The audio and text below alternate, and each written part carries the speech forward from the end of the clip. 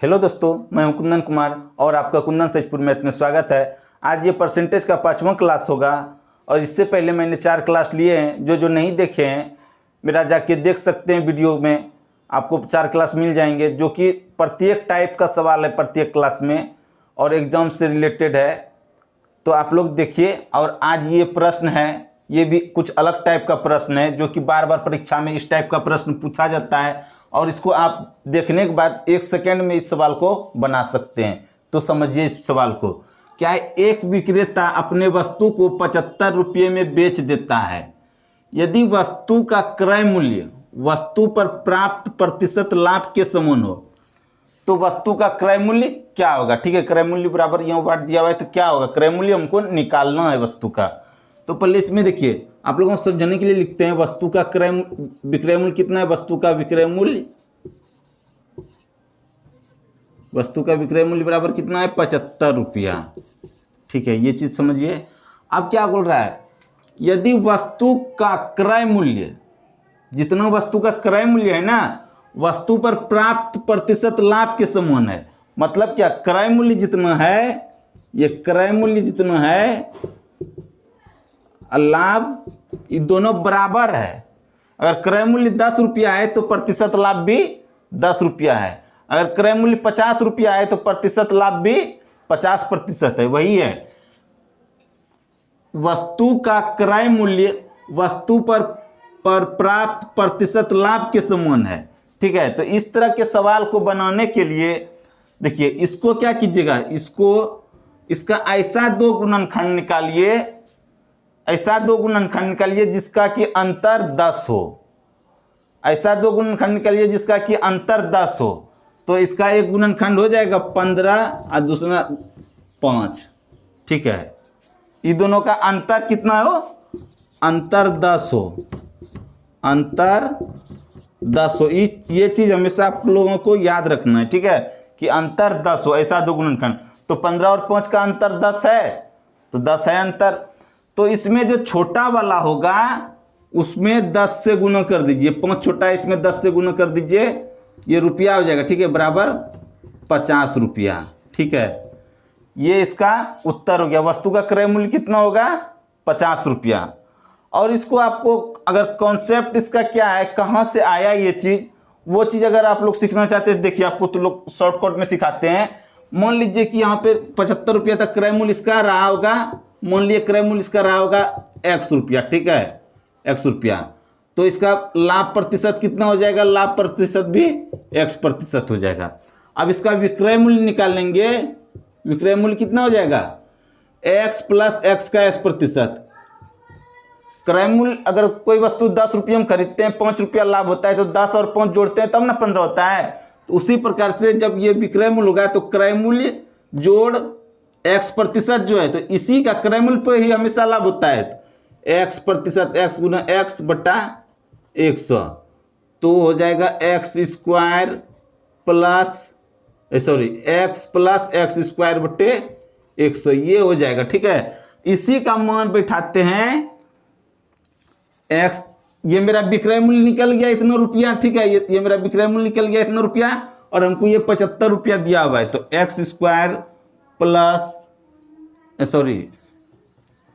x plus x² बटे 100 बराबर कितना हो जाएगा, 75। अब इसको सॉल्व कीजिए, 100 यहाँ हो जाएगा 100x प्लस x² और इसको इस साइड ले जाएंगे तो क्या हो जाएगा,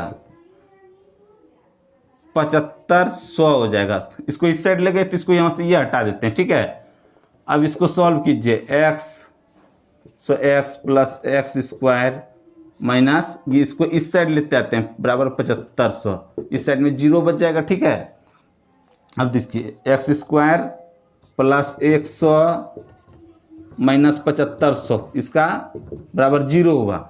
इसको अगर सॉल्व करेंगे, इसको तोड़ेंगे, इसको जो द्विघात समीकरण होता है उस विधि से तोड़ेंगे, तो इसका इस विधि से यहाँ पर ये लास्ट में शॉर्टकट आता है। ठीक है, तो फिर इसको ये द्विघात समीकरण वाला होगा। अगर जिसको समझना हो कि द्विघात समीकरण के तरीके से समझिए तो कमेंट कीजिए, उसके लिए भी एक स्पेशल वीडियो हम बना देंगे।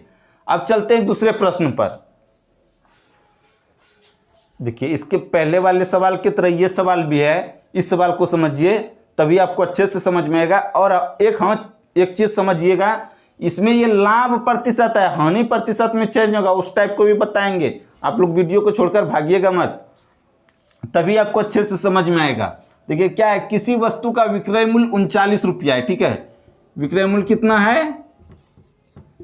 विक्रय मूल्य है 39 रुपया, ठीक है। ये चीज समझ गए। यदि इसके लाभ प्रतिशत का संख्यात्मक मान इसके क्रय मूल्य के बराबर है, मतलब क्या, इसको जो लाभ हुआ है ना जितना प्रतिशत, उसका संख्यात्मक मान जो है उसके क्रय मूल्य के बराबर है। जितना क्रय मूल्य है उतना प्रतिशत लाभ भी है, ठीक है। जितना क्रय मूल्य है उतना प्रतिशत लाभ भी है। तो इस तरह के प्रश्न में इसका उसी तरह तोड़ना, ऐसा दो गुणनखंड जिसका कि अंतर 10 हो। ऐसा दो गुणनखंड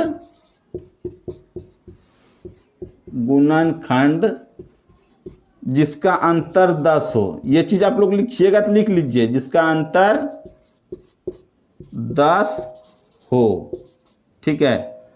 ऐसा दो गुणनखंड जिसका अंतर ये 10 हो, उसमें तोड़ना है। तो 39 को तोड़ेंगे कैसे? ये 13 और 3 में टूटेगा, तो 13 और 3, 13 और 3 में हुआ 13 39 हो गया। इसका अंतर 13 में 3 घटाएंगे 10 हो जाएगा। तो जो सबसे लाभ प्रतिशत में जो सबसे छोटा होगा, ठीक है, तो जो सबसे छोटा होगा उसमें 10 से गुना कर दीजिए, या तो फिर एक जीरो बैठा दीजिए। तो 3 में एक जीरो बैठाएंगे 30 रुपया हो जाएगा, ठीक है। तो इस वस्तु का क्रय मूल्य क्या होगा? 30 रुपया। आप लोग समझ गए होंगे अच्छी तरह से। और हाँ, एक चीज, जिसको गुणनखंड नहीं आता है तो गुणनखंड कैसे निकालते हैं वो चीज ध्यान दीजिएगा। मान के चलिए हमको निकालना है 96 का गुणनखंड, तो इसको 2 से करेंगे तो 48 होगा, फिर 2 से करेंगे तो 24 होगा, फिर 2 से करेंगे तो 12 होगा, फिर 2 से करेंगे तो 6 होगा, फिर 2 से करेंगे तो 3 होगा, ठीक है। तो ये इसका गुणनखंड इस विधि से निकालना है, ठीक है। इसी में ऐसा गुणनखंड लेते हैं जिसका कि अंतर हो जाए, जैसे कि 39 का निकाले हैं।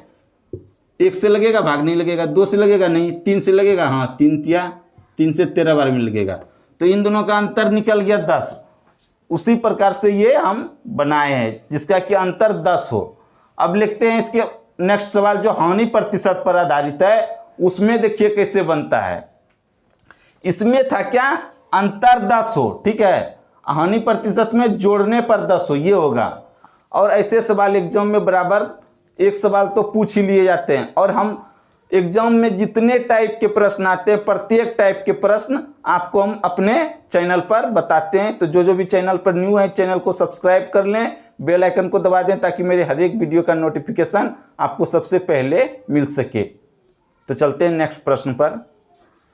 देखिए ये लाभ प्रतिशत वाला अलग प्रश्न था, अलग तरीके से बनता है। ये हानि प्रतिशत वाला है, इसमें कैसे बनाएंगे इसको समझिए आप लोग, ठीक है। क्या है? कुमार एक वस्तु को 21 रुपये में बेचता है। इसका विक्रय मूल्य कितना है? विक्रय मूल्य है 21 रुपया, ठीक है। जिससे उसको उतने प्रतिशत की हानि होती है जितने की उसने वस्तु क्रय की थी, मतलब खरीदी थी। जितना में खरीदा था उतना प्रतिशत का ही हानि होती है। अगर मान के चलिए 10 रुपया में खरीदा था तो उसको प्रतिशत हानि भी कितना हुआ है? 10% ही हुआ है, ठीक है। इस तरह के प्रश्न को बनाने के लिए इसका ऐसा दो गुणनखंड निकालेंगे जिसका कि मतलब जिसको जोड़ने पर 10 हो। लाभ वाला में क्या था? अंतर 10 हो, ठीक है। लेकिन हानि वाला में क्या होगा? जोड़ने पर 10 हो। तो इसका ऐसा दो गुणनखंड 21 का क्या होगा? 3 और 7 होगा। 3 और 7, 3 सते 21, तब ना हुआ 21।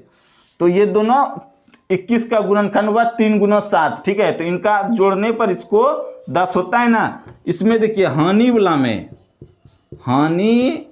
वाले प्रश्न में, ठीक है, ये हानि वाले प्रश्न में, ठीक है, जिसको जोड़ने पर 10 हो, जिसको जोड़ने पर 10 हो, ठीक है, इस तरह बनाना है, ठीक है। इस तरह ऐसा गुणनखंड निकालना है जिसको जोड़ने पर 10 हो। तो इसमें क्या होगा, इस तरह के प्रश्न में जो इसका उत्तर आएगा दोनों हो जाएगा। दोनों में क्या करना है, सिर्फ 10 से गुणा कर देना है। 3 को 10 से करेंगे 30 हो जाएगा, इसको 10 से गुणा करेंगे 70 हो जाएगा। तो ये क्या हुआ, दोनों मेरा हो गया क्या चीज, दोनों क्रय मूल्य हो गया। 30 रुपया भी क्रय मूल्य रह सकता है और 70 रुपया भी क्रय मूल्य रह सकता है, ठीक है। तो सोचेंगे कि दोनों ऑप्शन में रह सकता है 30 रुपया या 70 रुपया, ये भी ऑप्शन में रह सकता है, और या तो फिर 70 रुपया भी रह सकता है या तो फिर 30 रुपया भी सकता है। तो आप लोग ऑप्शन देखकर परीक्षा में मार देंगे आंसर, ठीक है। अब चलते हैं कुछ नेक्स्ट प्रश्न पर, उसको समझिए। और देखिए ये उसी टाइप में दूसरा सवाल है, ताकि आप लोग अच्छे से समझ जाएं। इसको समझिए, सुनील एक वस्तु को 24 रुपये में बेचता है, तो जितना में बेचा उसको लिख लिए। विक्रय मूल्य मेरा कितना हो गया, 24 रुपया, ठीक है। इसको लिख लेना है, जिससे उसको उतने प्रतिशत की होनी होती है जितने की वस्तु उसने क्रय की थी, मतलब खरीदी थी। तो वस्तु का क्रय मूल्य क्या होगा, ठीक है। तो ये भी उसी टाइप का प्रश्न है। तो इस टाइप का जब भी प्रश्न आए तो इसका ऐसा दो गुणनखंड लेना है जिसको कि जोड़ने पर 10 हो, जिसको कि जोड़ने पर 10 हो। ये हानि वाले प्रश्न में है, ये प्रतिशत हानि वाले में। लाभ वाले में क्या था कि जिसको घटने पर 10 हो, और ये हानि वाले में जिसको जोड़ने पर गुणनखंड को 10 हो। तो 24 का पहले आप लोग को इसमें गुणनखंड भी निकाल के हम बता देते हैं। 24 का पहले गुणनखंड निकालिए। 2 से करेंगे ये 12 बार में कटेगा, फिर 2 से करेंगे 6 बार में कटेगा, फिर ये 2 से करेंगे तो 3 बार में होगा, ठीक है। तो ऐसा दो गुणनखंड लेना है। इसका गुणनखंड क्या हो जाएगा, 2 गुना 2 गुना 2 गुना 3, ठीक है। तो ऐसे दो गुणनखंड में इसको तोड़ना है जिसका कि जिसको कि जोड़ने पर 10 हो।